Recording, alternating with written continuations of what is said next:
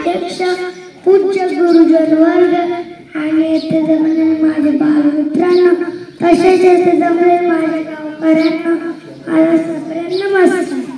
आज आपण भारताचा स्वातंत्र्य दिन साजरा करत आहोत. आज आपण भारताच्या स्वातंत्र्य दिनाच्या खूप खूप शुभेच्छा.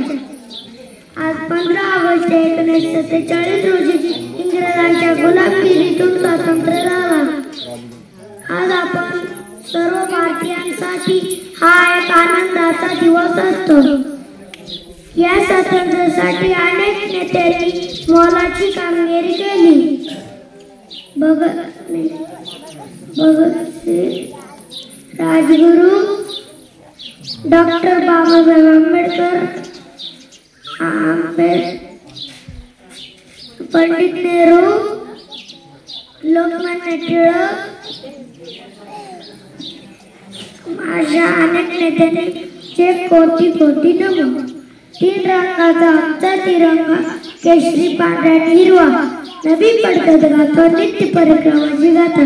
एवढे बोलून मी माझ्या भाषेचा बोलतो. जय जवाहर. धन्यवाद.